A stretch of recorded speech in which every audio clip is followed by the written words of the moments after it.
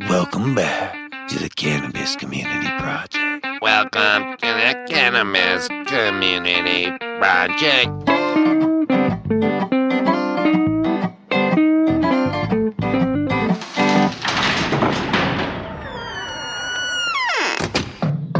Open up, Colorado. It's 420. Time to grind and burn. This is not your son's stoner show.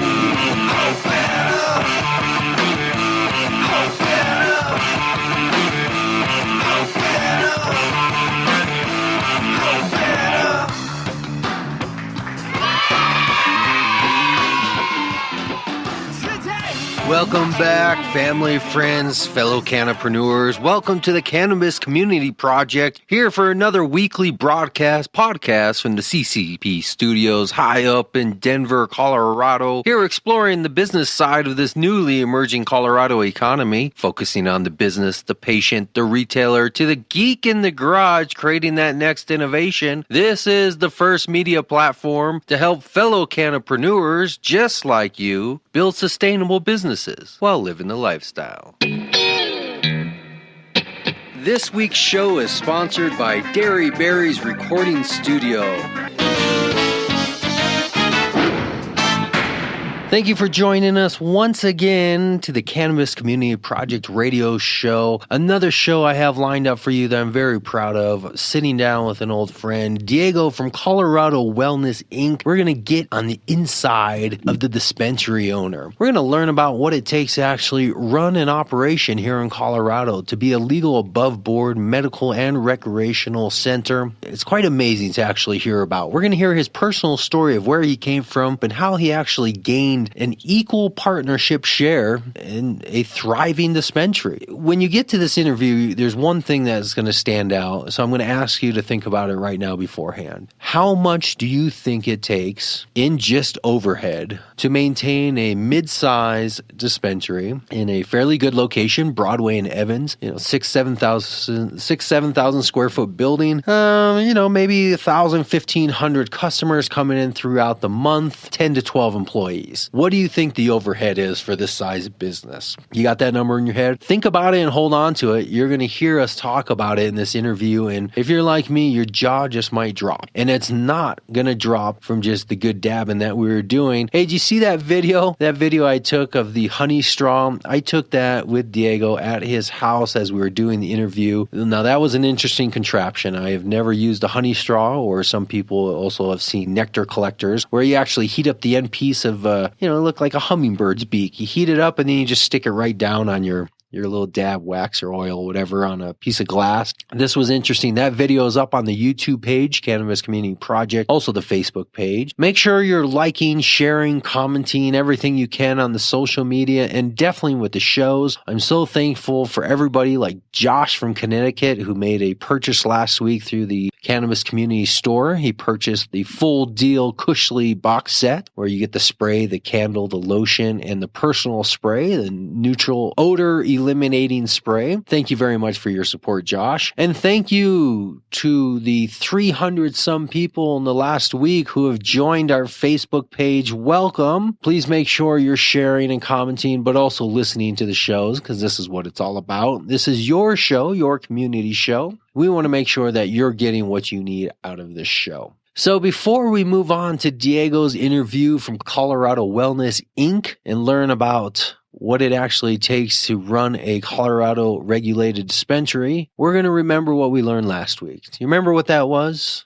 Young Fate, who else? YF, who else? Young Fate talked to us about the life of a musicpreneur, what it takes to actually maintain the lifestyle of a musicpreneur. How do you make a career and a business out of being a musician? He gave us his own insights, the ins and outs of supporting this as a serious, legitimate job, and also what the crossover is to cannabis. A lot of crossover in the cannabis industry with musicians, and of course, musicians support our show a lot by donating music every week, and just making the show, I think, a little bit more entertaining to have a little bit of music in it rather than listening to my blabbering voice. Well, at least for an extended period of time. So let's take a couple minutes now to our short-term memory flashback relapse. Listen to last week's show for a couple minutes.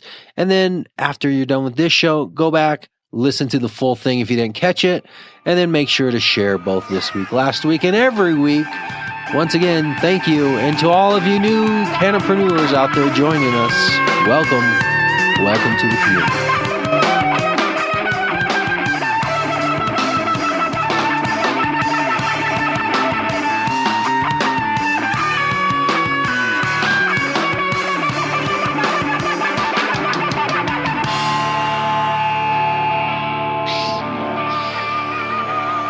Let me take 2 hits here and then we'll be good to go. Here's the 2 videos. That's okay. Thanks for coming down though from Aurora. How long have you been out there? About a year now. From California a year or just from a different? This is probably be my 3rd year out here. And are you doing a show from GSS Studios out there also? She does the hip hop show. I do the movie show every Saturday. What kind of movie? We talk about movies, reviews, subliminal stuff, Easter eggs. We get off topic sometimes. If you want to talk, just grab the microphone and talk, and that way if you say something, it gets picked up.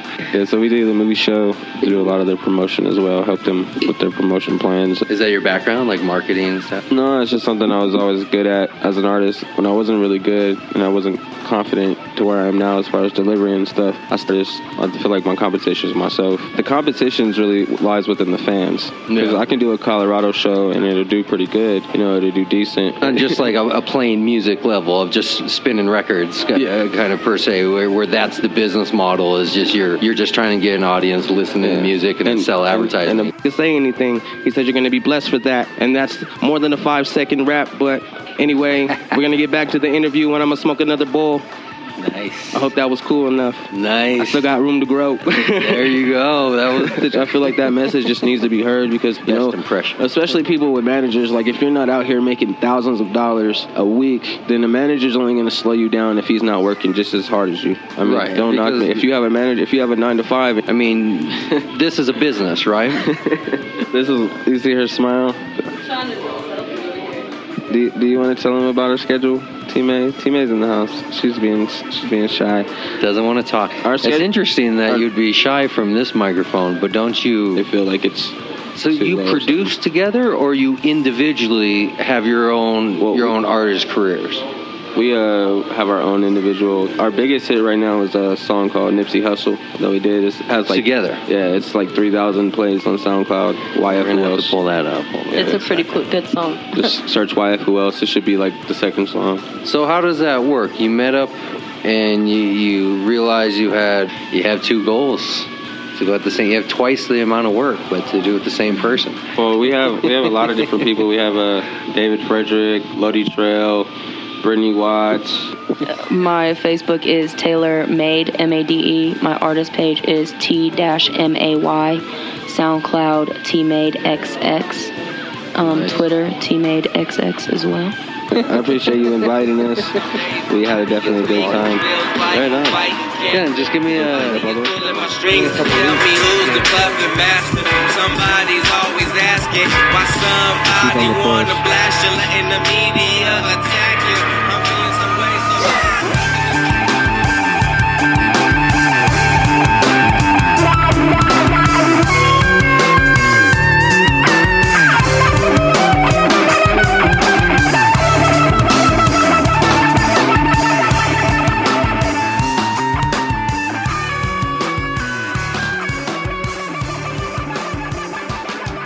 If you have an idea, a business, perhaps just some thoughts about cannabis, contact me. I want to hear from you. I want to discuss these issues: health, food, music, growing, technology, business, everything else.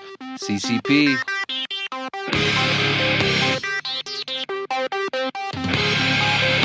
And now, this week's HR Update with Scott Fable.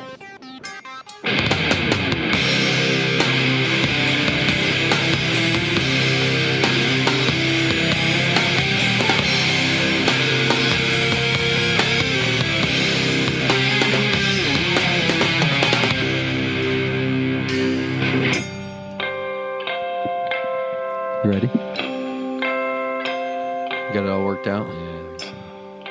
Can you do it live? If I start streaming this live, can you do it? Probably not. Because it's getting ready to be... All right. Yeah? Can you do it live? Because Yes. actually I can do it live from my website. We're back. That's not my job.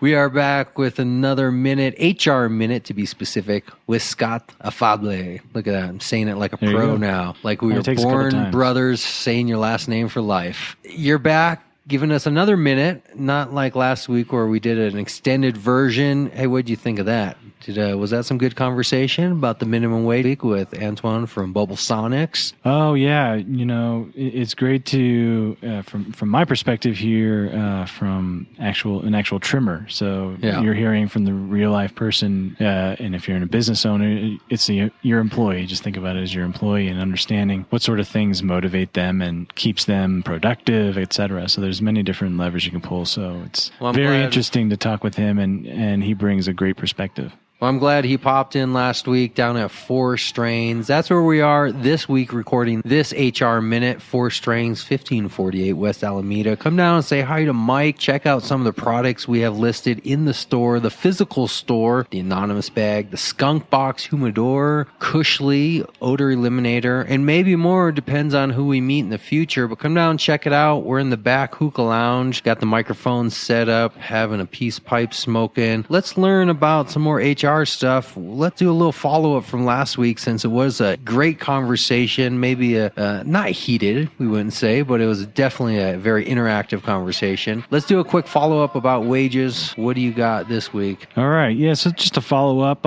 we were talking about President Obama wanting to hike the minimum wage to $10.10 from the current $7.25, which makes sense to most people. A report that was released in February, done by a nonpartisan group, part of the Congressional Budget Office, and it said a hike in the federal minimum wage to $10.10 had a 2/3 chance of cutting between 500,000 and 1 million jobs nationwide. So that's saying that companies are still strapped for cash. Minimum wage jobs need to exist, and there needs to be people to fill them. But the report also predicted that a wage hike would lift nearly 1 million families out of poverty and boost the incomes of some 16.5 million low-wage workers. There you go. That was pretty significant. Give them more money, and everybody spends more, and the economy gets better. Pretty much what it sounds like. ABC equation. Right, yeah, and there was a poll that was done, I think it was November of last year. It was a Gallup poll, actually, it was done, and a survey of 1,000 adults 18 years and older. Some 76% said they were in favor of raising the federal minimum wage to at least $9. There you go. I think I support that. Thank you once again for this update on wages. You got anything next week, or should we? No, I just wanted to say again, if you're a cannabis business owner of a dispensary, grow, extraction, or food lab, please give me a call. Let me know if there's some things you're struggling with in terms of retention, or do you strive to be the best and want your employees to be part of that? Just reach out to me at Scott@HighestReward.com, and then the website as well. You can check that out. Thanks for having me again. Excellent. We appreciate it. See you next time.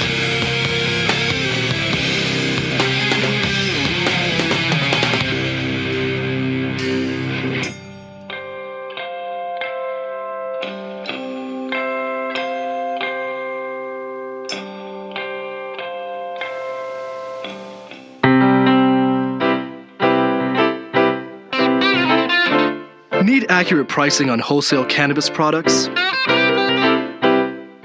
The CCX Market Tracker gives you the most comprehensive, trade-driven overview of the cannabis industry. The Cannabis Commodities Exchange is the industry standard for trade-driven financial data on wholesale cannabis products. CCX Market Reports provides you national, state, and local market trends from a source you can trust. Join CCX today at www.cannaexchange.com. Hey, Cannapreneurs, do you remember last week when I hinted towards starting a new show? And I said we're going to have a new show coming up on terrestrial radio, and we're going to focus on patients and do all that kind of stuff. Well, it's coming together little by little. It's moving quicker. Ashley Marie and I are going to be doing a show that is focus-based. We are going to need your help because, like all media out there, it takes a little bit of an audience listening and a little bit of participation to make things work and get off off the ground. But this is going to be another community show actually taking place over a broadcast of small networks of radio stations locally hooked together, kind of like pirate radio for those of you who remember those days. But it's going to be radio nevertheless that's nonprofit, brought to you just about the truth and facts of the situation. We're going to dig deep into patient lives, and we're going to dig deep into what the lives of patients consist of and how they survive. This is going to be a show that, quite frankly, is going to sometimes get into all the things people are doing to get their medicine, as well as the things those above board are doing to start participating in the industry. Just like this week, we saw an article come across posted by our very own correspondent, Ashley Marie, telling us that the Surgeon General of the country is now saying that very possibly we should be looking at medical marijuana for issues. So little by little, change is a happening, change is a coming. It's going to be broadcast right here locally from Boulder's very own 95.3. Look it up. The Patient Hour with Ashley Marie and T. Augustine. We explore everything patient, the highs, the lows, the ins and outs of cannabis healing. And you're going to be able to find all of it on greenlightradio.com. Look for us in the following weeks coming up. Again, that's greenlightradio.com. They're all of Colorado community radio stations. And we're going to bring what I'm doing here. I'm going to team up with Ashley Marie, and we're going to bring you a new show with all the same style and flair. We're going to bring you something that educates you, gets you learning, bring you some stories from the deep-hearted patients that might make you laugh and make you cry. We're going to bring you actionable actions that you can do every week to make sure the industry is up and going and you are participating. Events happening around town, protests, demonstrations, activism, everything you can be doing to be part of this industry, even to helping out patients find housing, find locations, find medicine. There's so many things that are needed around patient issues, and we're going to get into it. Why don't you listen in? Last week, Ashley and I, we started putting together the actual production of the show, working it out. How is it going to go? I made sure to turn on my recorder while her and I were working through it. Sometimes people like to see behind the scenes of what's going on. I'm going to bring it to you behind the scenes, just a couple minutes of what it takes to produce a segment, get a show up and going. This is Ashley and I putting together the very own Patient Hour on 95.3. Listen in. All right, so I'll just count it down for you, and then you can start in and work it through. 1. Attention to all of the Colorado residents. On January, no. I said See, now you're gonna get self-conscious. Right away. No, you can't do that. You're gonna be nitpicking everything. Be strong and confident. Smile. Don't forget to smile. Smile ridiculously wide, like clown smile. That will help also. Breathing. Regulate your breathing. All right. And then you got your chi ready, centered, and 4, 3, 2, 1. You come back another week and bring us some more news update and on a regular basis. I would like to make this a regular reoccurring segment with you.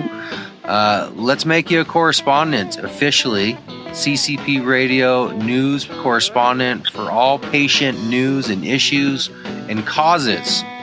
Are you up to the responsibility? Absolutely. I hope I can live up to everybody's expectations. Well, by the powers in me, I officially knight you. I guess I don't have a sword. It'll have to be a pipe. Right and left shoulder. I knight you as the CCP correspondent for all things patient and patient and causes. Patient news, issues, and causes. A reoccurring segment. All right, that was good. All right, do you want me to, and do I say my name like when I'm leaving? Oh, yeah. Let's do that real quick. Oh, but we still don't have a name for this segment. So this has been something with patient, right? It's got to be something with patient. This has been patient. This has been patient issues. PI. Patient issues. PI investigation. I love it. Patient issues. Want to be our investigator, investigating patient issues and causes? Yeah, I like it. The PI, a private investigator. On point. It's good. I need this, man. Perfect. You're natural. This has been Ashley Weber reporting for Patients Issue, helping the world to see the plant for the patient's eyes. We'll see you next time. I love cannabis. Right. Smells so green. And now me too. Boing, boing, boing, boing, boing, boing, boing, boing. Smells so green. Now how about you? Go prepare for your death. Yeah, man, you know what I'm saying? Just, we be out here making money, driving cars.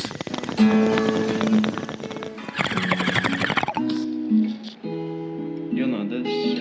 Puff, magic dragon, he lived by the sea and frolicked in the autumn mist, land called Honolulu.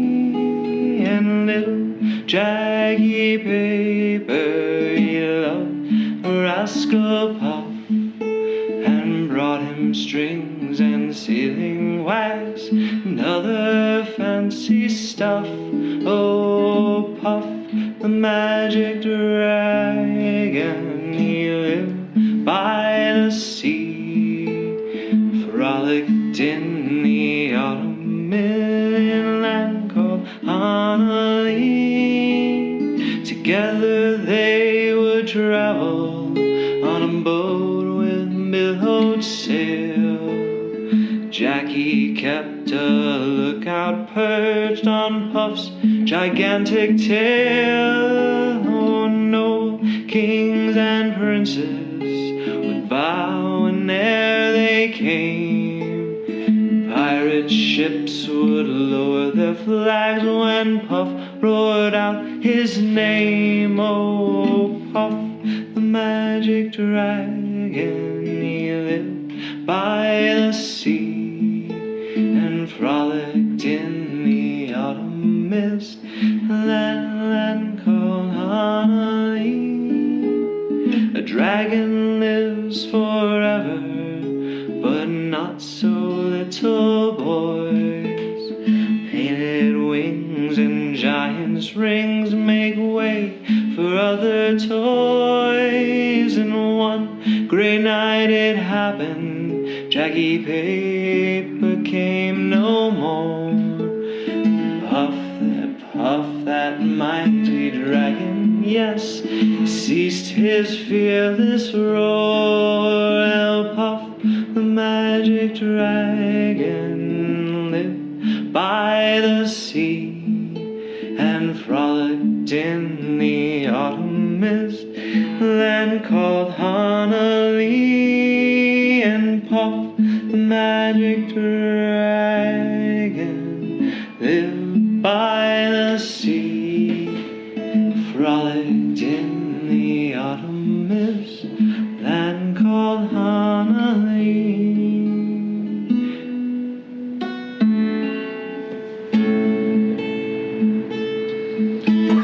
So, anyways, the show, I'll just show you. So you can, when you're online or whatever, just go to the same.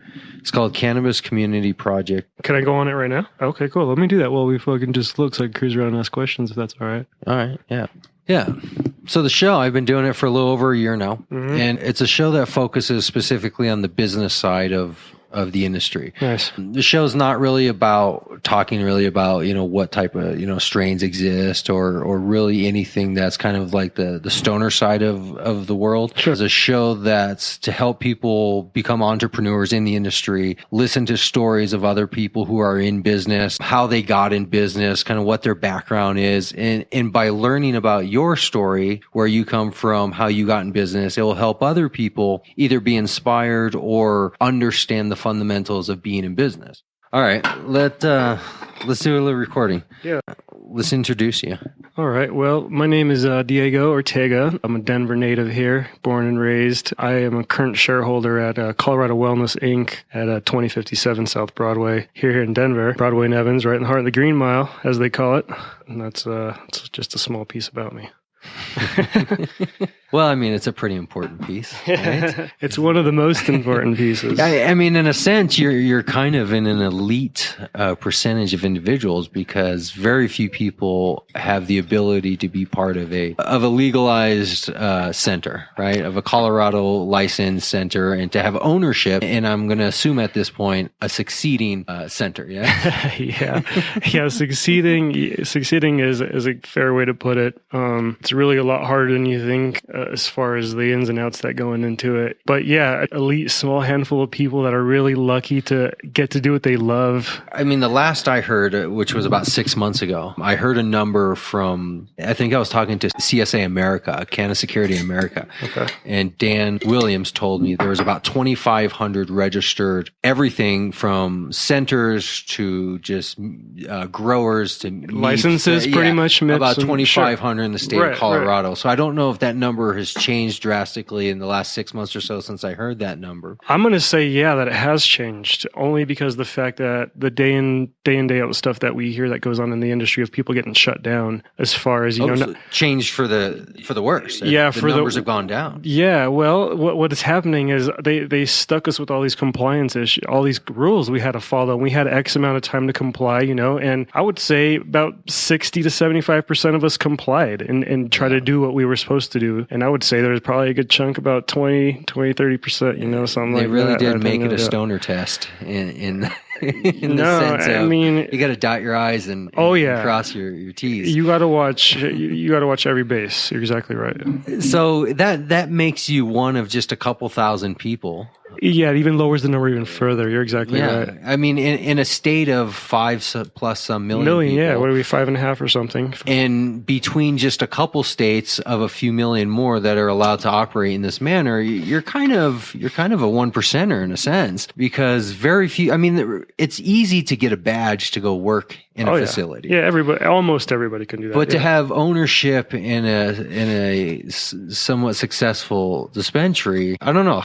How do you feel about your opportunity in life? I mean, where do you feel your status is? I mean, just from the patient base that comes in, and the people that we see regularly, all of our repeat business and even new customers we see, we hear a lot of good things about what we're doing, pretty much, and the way we're running. I mean, that kind of, in a sense, makes me feel even better about what I'm doing and makes me feel that I am on the right direction. Do you think of this, the fact that what small numbers? I still really doesn't hit me like that, because like you said, there's 2,500. I mean, I could open any magazine these days or even the newspaper and see advertisements for shops all over the place, so I mean, Westward over the last 3 to 5 years has basically just turned into a 100% industry almost cannabis in the magazine. back. Yeah, exactly right. So, and it's just not Westward, they're everything. Yeah. And so I don't really see myself as that elite small number, because I see so much other stuff going on around me, and there's so many like cannabis related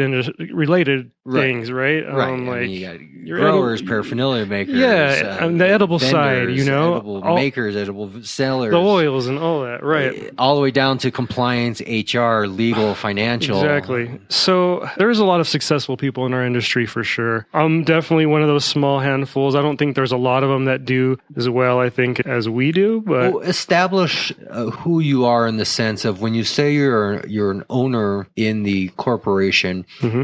What does this mean? Are you like a patient's choice type corporation where you have multiple franchises and you have a 100,000 plant grow house going? Define exactly who you are. Who we are down there at Colorado Wellness, and basically what my motto has been since I've taken over. Let me start by saying I wasn't always a shareholder of this company. I was even further fortunate to even advance even further in my position and make the other shareholders see the value in what I had and offer me shares of the company. What do you mean? What were you originally? Well, before this, I was just a grower, growing on the side as a caregiver, Somebody had contracted you to be a grower for them. For this business or just as a grower? As a grower for the industry for another shop. So the Colorado Wellness didn't exist, but it existed before me. Oh, okay. So the name, brand, and incorporation existed before you. Yeah. You were hired on as a grower. Yeah. And then moved your way now up to shareholder. Yeah. Okay. Yeah. A minority, an equal, a majority?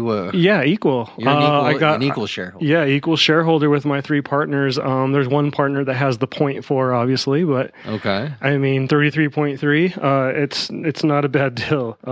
Like I said, so for that, even how many more stories are there of me that worked my way kind of to that position where I was fortunate enough to even get these guys to offer me even a slice of generous enough to offer me a slice of their company type of thing. Partner friends? Like these are former friends? Well, here's the deal. How I kind of got in.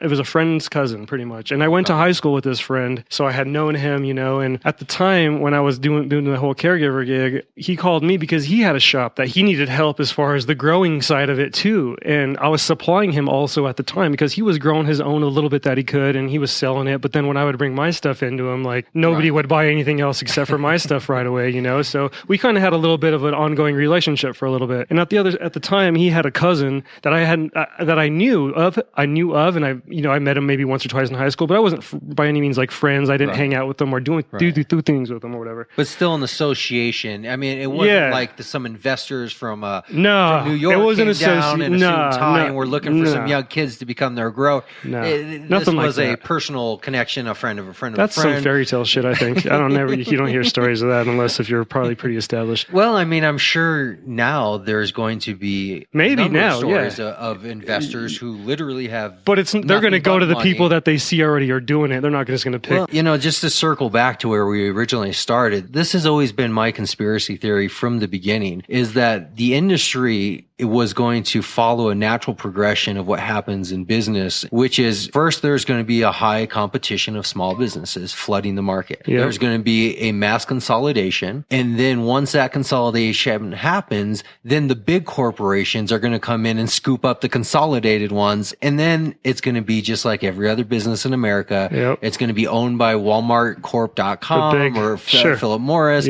or somebody else. So what's happening now is, I certainly hope not, but the big boys with the money are waiting on the sideline for the natural elimination to happen, right? Yep. So the consolidation and all these tiny franchises like the Patient's Choices and the other ones who are little by little kind of becoming bigger and bigger and bigger, once they get to a point where just a handful dominate the market, then the big money is going to come in and take out them. And that's always been my conspiracy theory, and that's why I believe legalization is going to happen, but it's not going to happen until the market has eliminated themselves to the point where once it's fully legalized, it's going to be just a step in of the big money. And then who wouldn't sell out, right? Who wouldn't?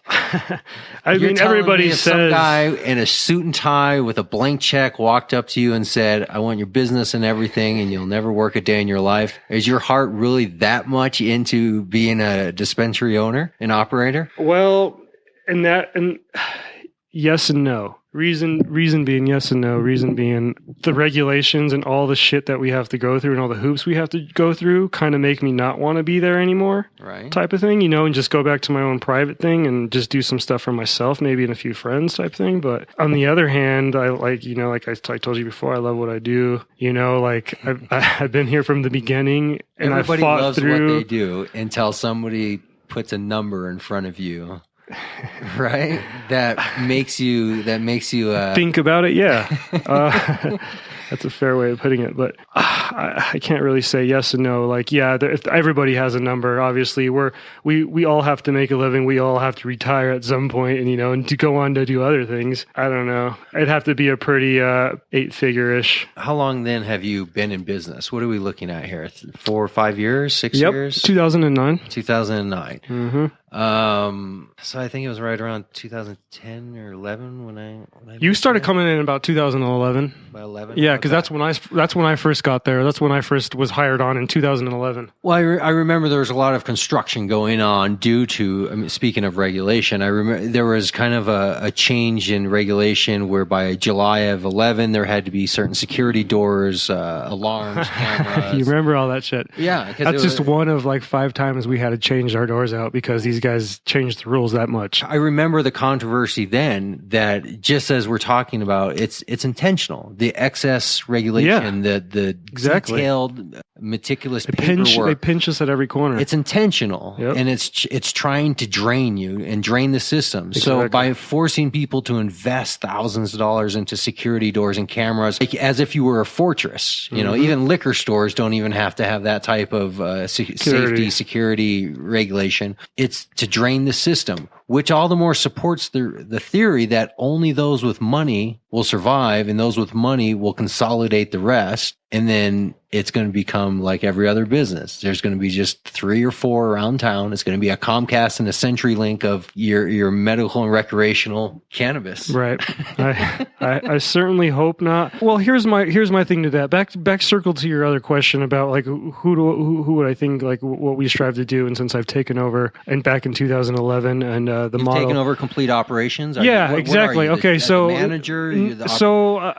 I'm pretty much right now. I'm in a position now where I've hired other positions to take over other jobs. So I'm not taking on everything, you know, and I'm spreading the workload out to everybody. But at the time, I took over operations of the entire place, you know, warehouse, front office. I mean, what is your ultimate responsibility for the store right now? itself? My ultimate responsibility is the grow, pretty much in the warehouse management, making Not sure for the store, but just for the grow. Just for the grow. Okay. So the warehouse, pretty much. Director of growing, then. Yeah, or just a warehouse manager, whatever you want to call it. I don't put a title on it really, but not on today, but I pretty much run shit back there. Let's just say that. Well, I mean, I guess that's if you look at it, the analogy of the restaurant, right? You have the chef who runs the kitchen. Yeah, call me the executive chef. The house manager who runs the front. And then I got a sous chef right behind me, which with 20 plus years of experience, which Who's is your just sous killer. chef? Just my friend of mine, my same buddy that you know, Gary, that is friends with Gary. So my sous chef is very well an executive chef. I'm trying to remember. Was it Alex? Yeah, Alex is our other partner. Oh, okay. Yep. So Alex is the other still shareholder. there. Okay. Yep. Oh yeah, it's Alex, and then it's our other partner, Greg. Oh, okay. Yeah, elder guy. His role is pretty much. And all three you work on premise at the store. Yeah, you can say that. So you handle the grow. I handle the warehouse. The warehouse. Yep. Which is the grow, right?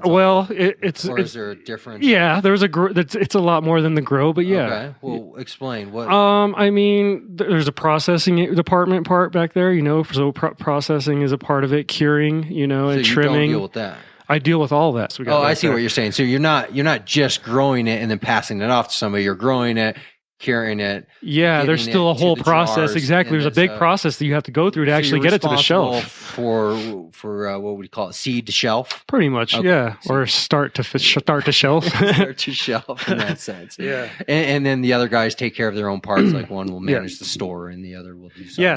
So Alex, he's in the front office now, and Melissa, she's in the front office running. She's our GM pretty much. She oversees the front and the back. Bringing in customers. Alex is kind of a front manager. Melissa's going to be our general manager, and she's awesome. She deserves a lot more than we can give her right now, you know. But yeah, and then I've been lucky enough to get promoted to the back and get that warehouse management going. All in all, you're an operation of what, 5, 6? Oh no, we've grown to about a dozen now. Oh, okay. Yeah. Okay. Yeah. I mean, but which is a good, you know, for a small business. That's we're about 8 to 10 to 12 depending, you know, on certain times, and then I have another trim crew that comes in of another like 8 to 10 people that comes in, but they're not full time. They're just once or twice a month type thing. Seasonal or monthly. Yeah, monthly. We harvest about every month, every 4 or 5 weeks. So you're doing a full employment role. You got a payroll going. You got insurance that you're paying. You're paying taxes. Oh yeah, all of that. Your payroll tax. tax.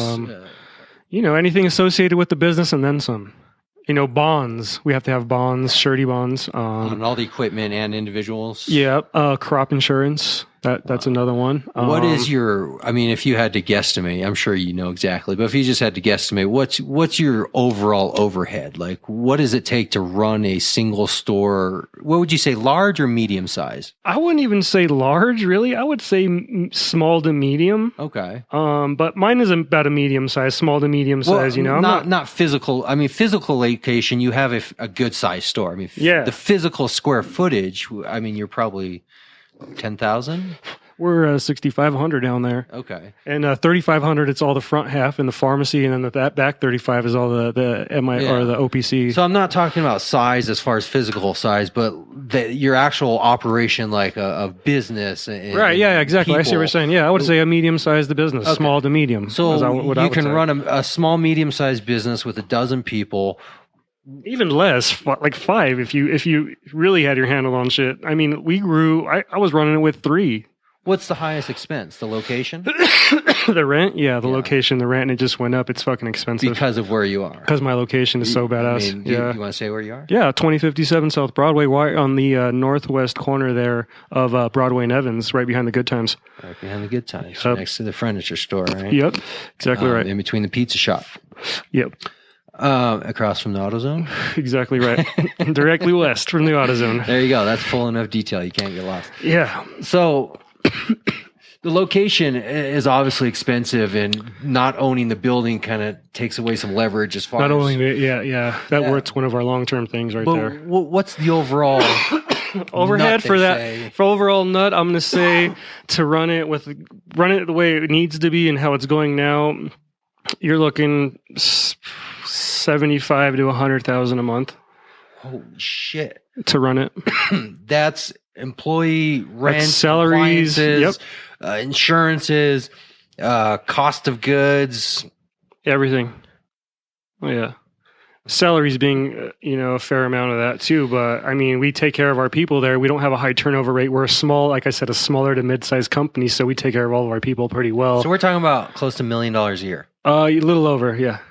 Now let's do some basic math. Yep. How many small to mid-size dispensaries do you think are floating around out of that number of 2,500 that we estimated? I would say out of that 2,500 that we estimated, I'm going to say doing 7 figures a year or more. I'm going to say maybe only 10%. Yeah, I was going to say it's 15 to 10%, 10 to 15, maybe. 200. Let's say 200. 200 of them.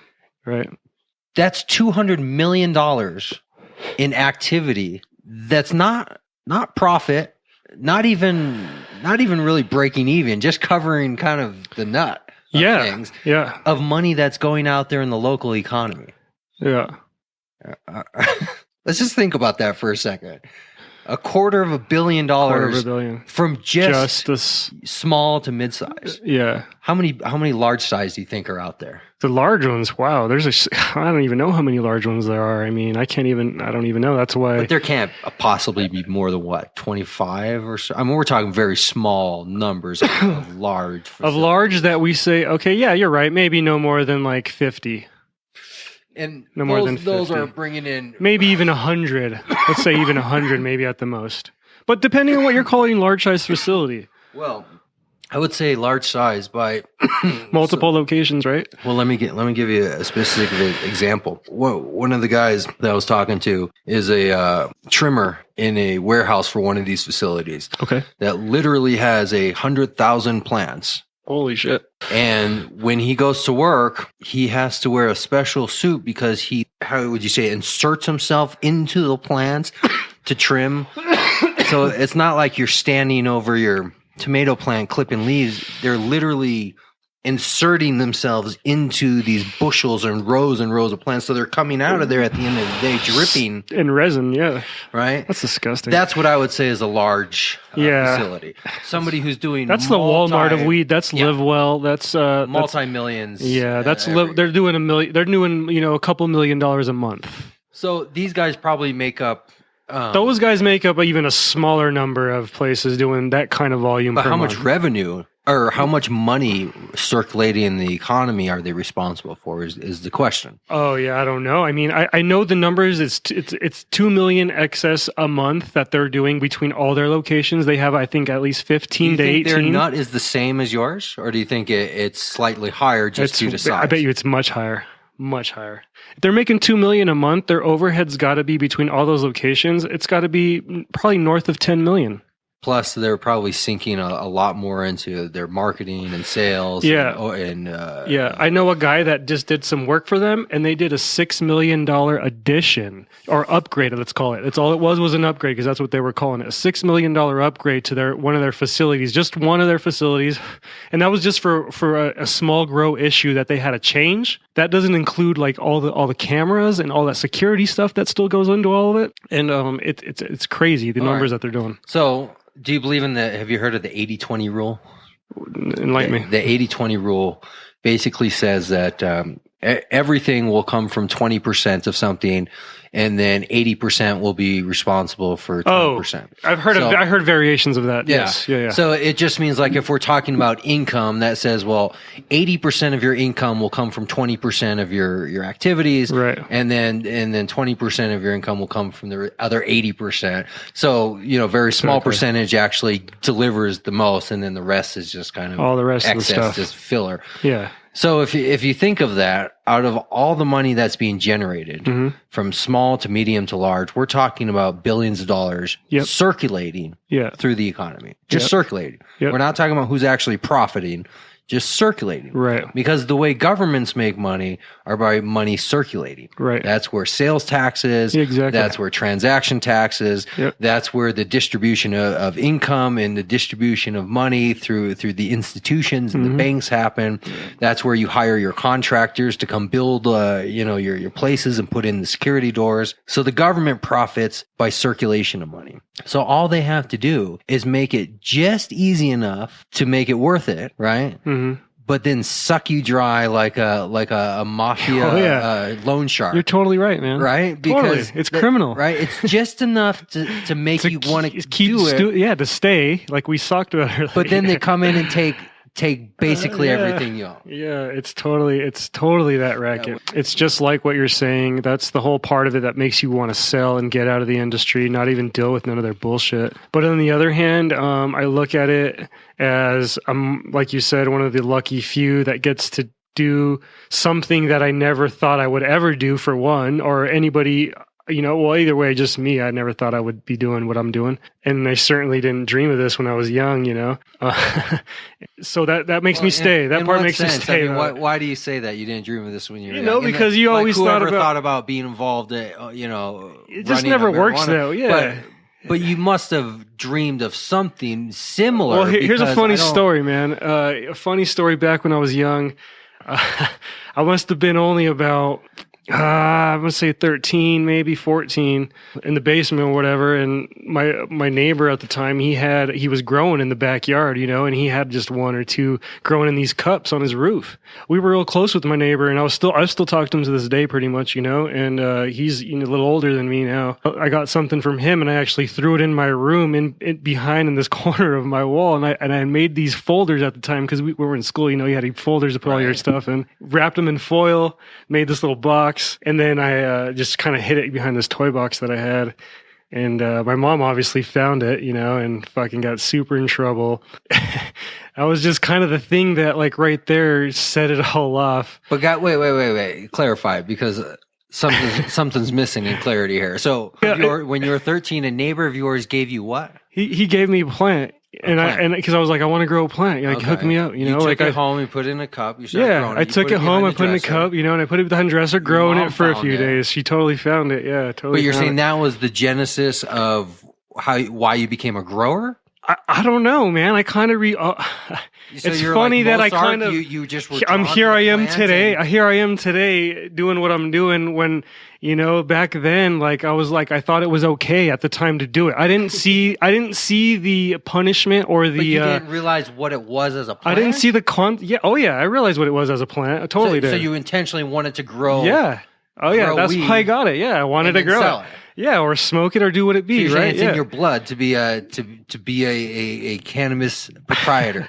I don't know, man, but all I'm saying is I go back to that. I think about that, and I was just I didn't see the consequence involved with it at the time, and here I am today, and still pushing the envelope in a sense. I don't know.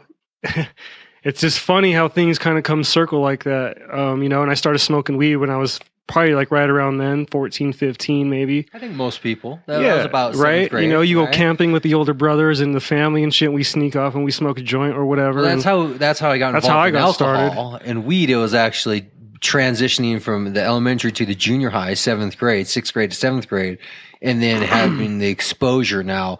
But the alcohol was first with family, was with brothers, camping, sneaking off. Yes. And the weed, though, came from the junior high transition and then being part of that crowd. Right. But it was around, 13 or so, junior high. Yeah. And alcohol probably time. comes around somewhere 9, 10, All of us 13. have a feel for it, sometime for sure. before that. For sure. And cigarettes probably right before that. I mean, it's all a transition everybody goes through. But the fact that you've thought about that before says your mind is seeking some type of answer subconsciously to why maybe, you're doing or what you're doing. Why is that? I Why don't know, man. are you questioning what you're doing? No, not at all. Not by any means. I'm not questioning it at all. I believe I'm in the right position right now. Is this your future? Are you cannabis forever? I think so. I think. And what else would you do? What else would I do at this point? I'm in this industry. What else do I want to do at this point? Really? I mean, I'm on the forefront of something that's going to be the next biggest thing across the country. That's just in the infant stages of something, kind of in a sense. And so what are your specific skills that you've acquired over time? Yeah, developed. I mean, we're obviously growing, right? So you're a master grower. I don't call myself that, but I mean, would other people call you that? I'm responsible for hearing some things like that. Would other people call you that? I think other people would call me a really good grower. Yeah, and I've heard it before. From my patients. Let me give you a live testimonial. Before we started this interview, we consumed some of your product. Oh yeah, right, Girl Scout cookies. Then I will personally vouch for the fact that. That I would say you're a master grower based on personal. You've had my product, yeah. For a number of years. I mean, I've bought much of your product, and it was always great, top of the line. And you've shopped around the market as well. Oh yeah, all over the place. Yep. I mean, if there's one thing that I think somebody who's been smoking for a long time, and by long time, we both established probably around 13, and we're both, I don't know, I'm in my mid-30s. About to be 32 next month. So, I mean, 15, 20 years? Yeah. Right? Maybe about 15 years I now. think that establishes somebody as not expert. I haven't studied it to the point like a scientist. Right? I'm not a PhD. But I didn't take it that far because I didn't think you would come this far. Right. In the sense that I On know a different what's sense, what. I know good. I know in the street bad. sense. Right, we call that. In that sense, if I were a stockbroker, I want the 20-year stockbroker over the guy who's just highly educated about stocks. Right. Exactly right. You want street knowledge versus book knowledge. Well, when it comes to a skill, hands right? on. When it comes to a skill, if you're working on your house, who do you want building your house? The guy who's highly educated, or you want the DIY? Well, I mean, do you want the guy who's been doing it for 20 years, or the guy who's studied everything about doing it? Man, we all want that guy that's got that hands-on experience, and can vouch for things and have seen things firsthand. I think the problem is where else do you take that outside the cannabis industry? Do tomato farms? Does Heinz need a master grower? That relates in the same sense? Could you go to a banana or Chiquita and be a master grower? Could you? Honestly, I wouldn't even want to be a grower if it wasn't growing weed. Maybe hops though for maybe. Did you hear this new Australian strain? They found a fourth. Oh, I did hear about it. It's a fourth type. What's the phenotype they're calling it, or the genotype? I just saw that. I did hear about that. I can't remember the name. Interesting. Yeah. But anyway, they put out something about $10,000 for somebody that can bring them out another one or something, or get them another because cut where of it. They found it. It's high up in Australia. Some crazy place. Well, I mean, this is just the fact that cannabis is a plant that grows anywhere, grows everywhere, was meant to be here, and is a plant that is constantly a mystery, and will always be. Be giving people this mysterious strains and growing and all everything from business to everything else. So it'll be interesting to see what finally results in that. Yeah. What is the future from here? How does this industry work? Is it just a progressive incline where if you just stick it out and keep doing what you're doing, it just builds over time and then you retire at age 65? How does this play out in the end? as I see it as the industry, or just for myself? Would you say? Well, probably for yourself, and then we'll see where the industry is going to go. But I mean, for yourself, I mean, how does it work? When you're a lawyer, you work as a lawyer until you're in your 60s or 70s, save all your money, and then go retire. Right. Or become a judge or something, right? Right. You're an accountant. You go work in your cubicle for 30, 40 years, and then you get your pension. I guess that's just the same thing for everybody. At the end, obviously, I hope to sell my percentage of the company. That's where I'm sitting at, I guess, at this point. But I don't see that happening. I mean, for at least 30 years, I'm going strong. I'm going to appoint people to move into different positions to take over my work, at some point, so I could focus on other things. Like what? In the industry or outside? Yeah, no, in the industry, so more focused on building the company, taking it maybe to the next level at some other aspects. I guess that is the question: is where do you go from here? You've built your store. I've built my store. You have the operation, the logistics down. You've built a client base. Yep. What do you do now? Because if you just remain idle, eventually that's the car will die. Yeah, exactly. So, you can't remain idle.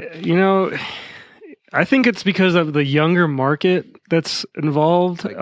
Like what do you mean? 18? No, I mean like the 30-year-old. I don't know. I guess I see. I don't know. I have younger people working for me, so they're more keen to the change, and they stay up with the younger kids. So in that sense, they're like the social media thing, I'm kind of not into all that. So they do, the Twitter, the Facebook, and all that type of stuff, where I'm focusing on other things type of thing is all I'm saying. I say bring in the younger kids. And their phones, their devices. Yeah, I don't know. It's crazy, man. On the Facebook. Yeah, they, I mean, I'm just saying, I personally, I just didn't really get into it as much, Right. But is that an aspect of the business that you're saying you're just giving? That's a younger market, in my opinion. Those are the 18 to 20 year olds, that you need to talk to and bring in, so you're bringing in those. It's interesting you think like that. Social media is not the young thing. Social media is the thing.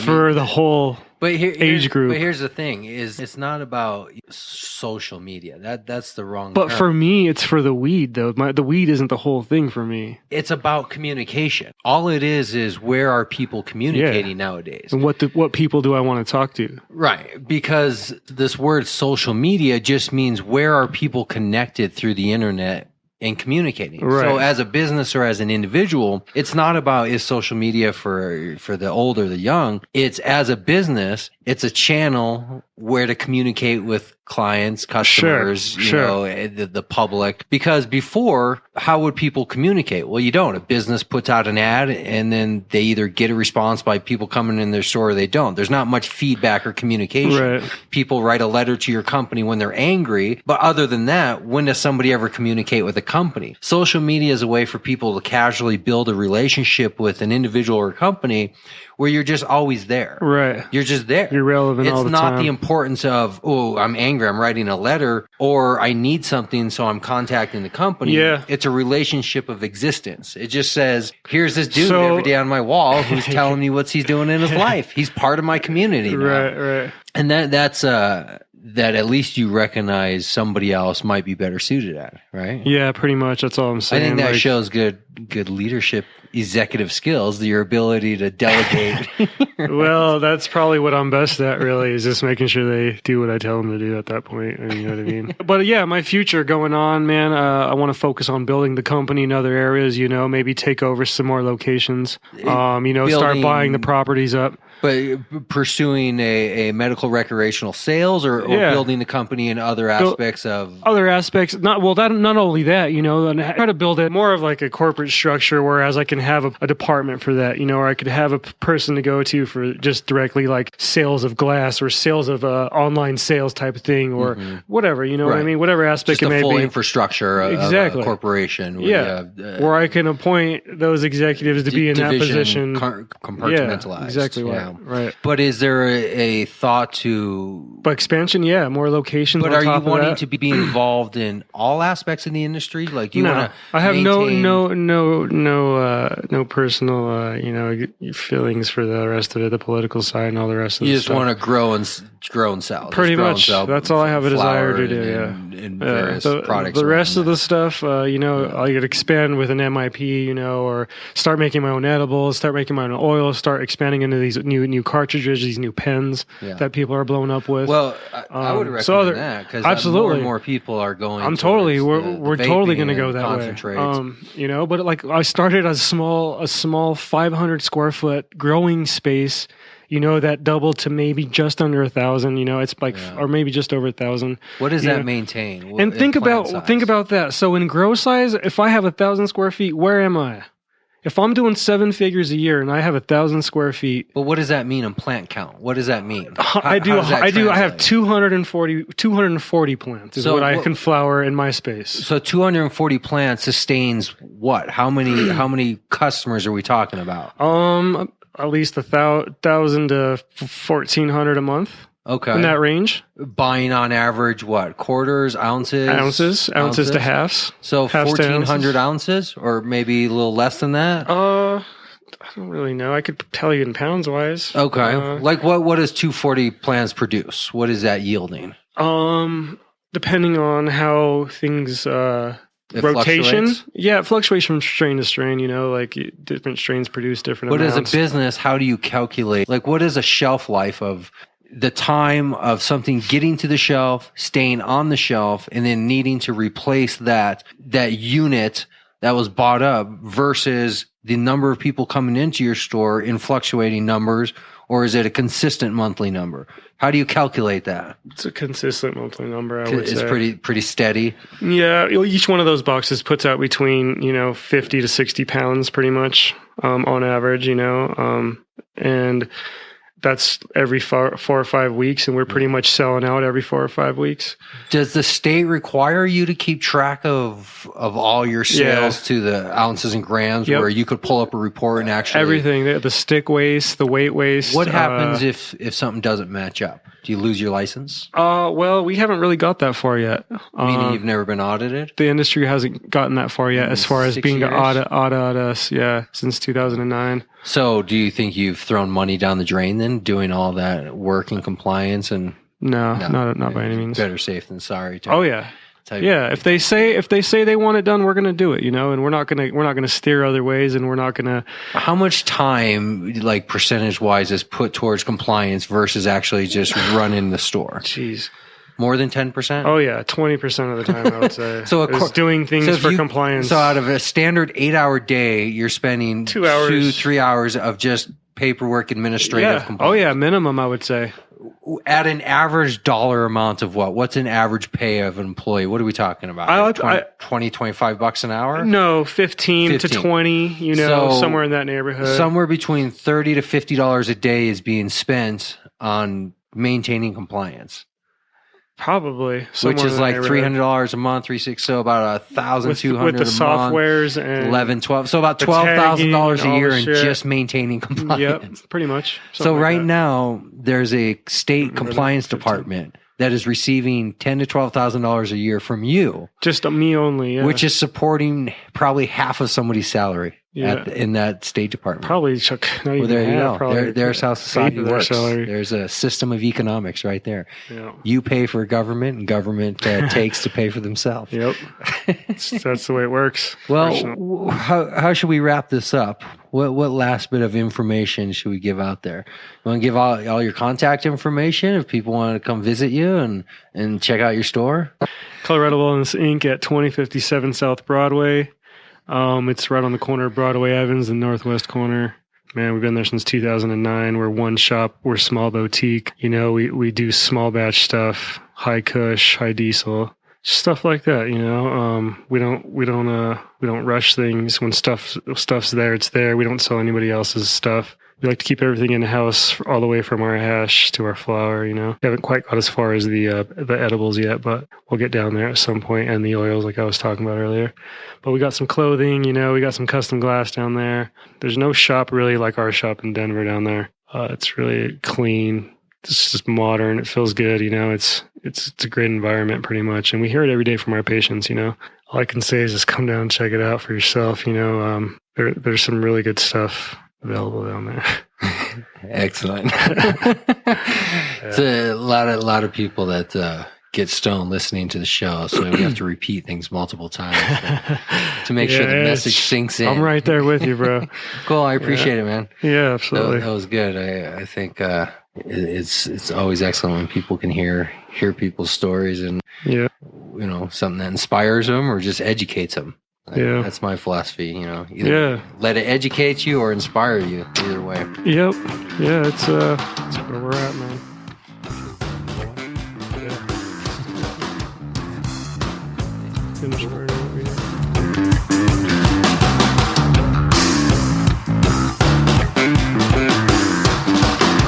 Thanks for listening to this week's show. Make sure to come back next week. We're going to have more guests lined up, speaking with dispensary owners, growers, business owners. Make sure to follow us on all of the social media, Facebook, Google+. You can listen to our shows live from the website or your preferred listening platform. Find us on iTunes, Stitcher, SoundCloud, Spreaker, even YouTube, all under the same name, CannabisCommunityProject.com. We'll see you next week.